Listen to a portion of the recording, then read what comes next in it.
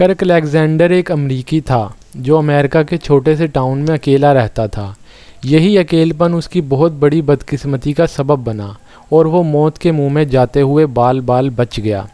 کرک ایک on line job کرتا تھا اور گھر سے باہر کم ہی نکلتا تھا اور اسے کھانا بنانا بھی نہیں آتا تھا۔ آپ حیران ہوں گے کہ وہ پچھلے 10 سال سے تقریباً ہر روز سیم ڈومینو شاپ سے پیزا اور دوسرے کھانے کی چیزیں آرڈر کرتا تھا جو کہ اس کے گھر سے کچھ منٹس کی دوری پر تھا۔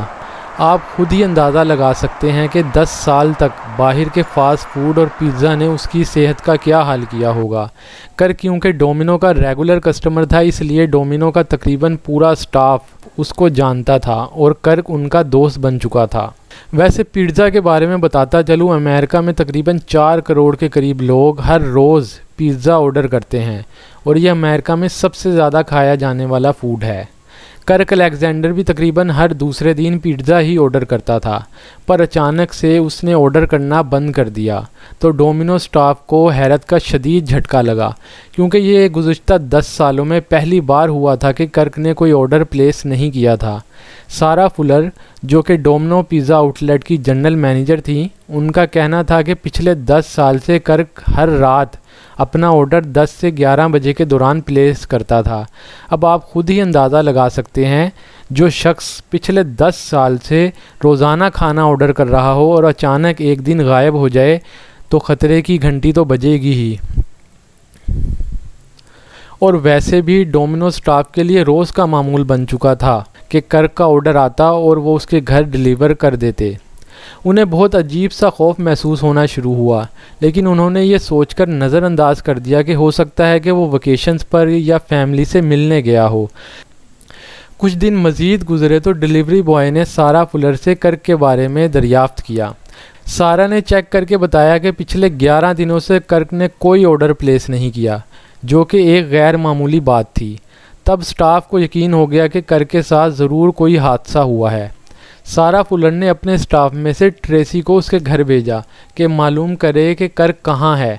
ٹریسی جب اس کے گھر گیا تو دیکھا کہ گھر کی لائٹس آن ہیں اور اندر سے ٹی وی کی بھی آواز آ رہی ہے۔ اس نے دروازہ نوک کیا پر کسی نے کوئی جواب نہیں دیا۔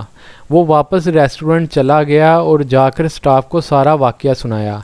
ریسٹورنٹ کے سٹاف نے فوراً 911 پر کال کی اور پولیس کو سارے معاملے سے آگاہ کیا۔ پولیس نے فوراً ہی اس بات پر ایکشن لیا اور کرک کے گھر پہنچ گئے۔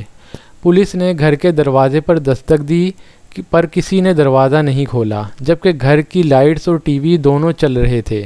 کچھ دیر بعد گھر کے اندر سے شدید درد میں مبتلا کرک کے پکارنے کی آواز آئی۔ کرک مدد کے لیے پکار رہا تھا۔ پولیس نے دروازہ توڑ دیا اور گھر میں داخل ہو گئے، جہاں کرک زمین پر پڑا مدد کے لیے پکار رہا تھا۔ کرک کافی دن سے شدید بیمار تھا۔